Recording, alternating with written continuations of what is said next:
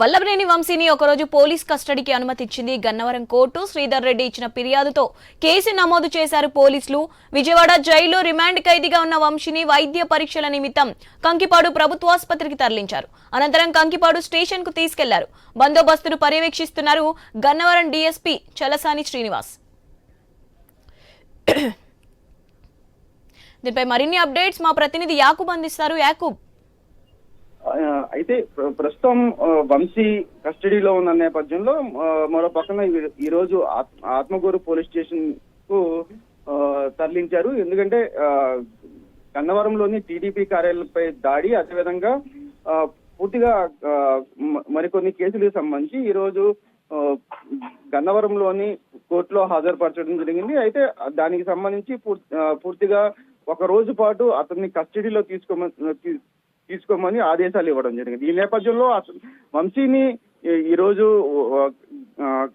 గన్నవరంలోని ప్రభుత్వ ఆసుపత్రికి తరలించారు. అక్కడ వైద్య పరీక్షల అనంతరం పోలీస్ స్టేషన్ కి తరలించి ఈ రోజు అతన్ని విచారించనున్నారు. అయితే భూ వివాదంతో పాటు టీడీపీ కార్యాలయం దాడికి సంబంధించి 2 విచారణలు చేయాలని కూడా ఇప్పుడు కోర్టు అయితే ఆదేశించడం జరిగింది.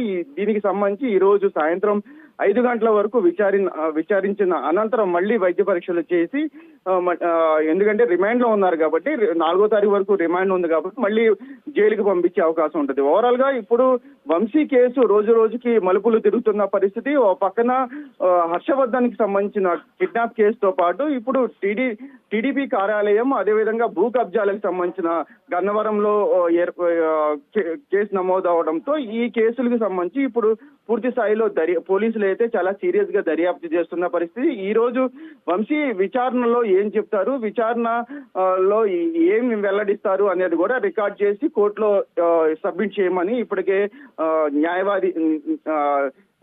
న్యాయమూర్తి చెప్పడం జరిగింది. దానికి సంబంధించి పూర్తిగా న్యాయవాదులు కూడా, వంశీ తరఫున న్యాయవాది కూడా ఇప్పటికే పోలీస్ స్టేషన్ వద్దకు వెళ్ళడం జరిగింది. ఈ నేపథ్యంలో పూర్తిగా ఈ రోజు కొంత గన్నవరంలో ఉత్కంఠ నెలకొని ఉందని కూడా చెప్పుకోవచ్చు. మరో పక్కన వంశీ అభిమానులు కూడా పోలీస్ స్టేషన్ వద్దకు భారీగా చేరుకోవడం కూడా జరిగింది.